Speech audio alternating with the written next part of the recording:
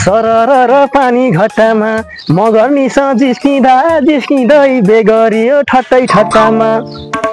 ओहो कात्तिके होइन किन झोकाएर बसेको छस्? खै के भनौँ एउटीसँग माया लागेको भिडियो कलमा लुगा खोल भन्छ। लुगा खोलम इज्जत बचाउन गाह्रो, नखोलम माया बचाउन गाह्रो। म त साह्रै टेन्सनमा छु यार, लौ न केही उपाय छ भने यसो सिकाइदे न यार। ओहो केटा कुरो त निकै गम्भीर आयो त। हेर संसारमा सबैभन्दा ठुलो कुरा भनेको इज्जत हो। इज्जतभन्दा ठुलो माया कतै पनि हुनै सक्दैन।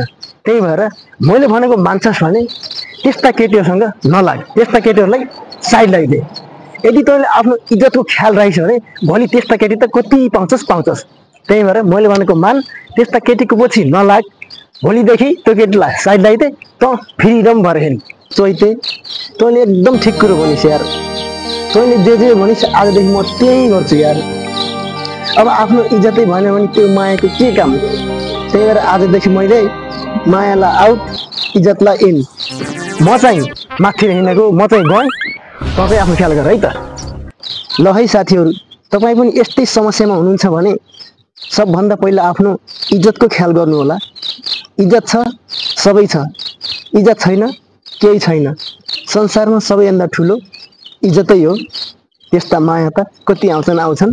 त्यही भएर सबैले आफ्नो आफ्नो इज्जत बचाउनु होला, ताकि फेरि अहिले जुन भाइरल काण्ड छ नि गङ्गु छेत्रीको, त्यस्तै हालत हुन नपरोस्। सबैलाई बिन्ती गर्छु, सबै हाम्रा दिदीबहिनीहरू जति पनि हुनुहुन्छ यस्ता कार्यहरू नगर्नु होला, ताकि फेरि भोलि गएर पछुताउनु पर्ला।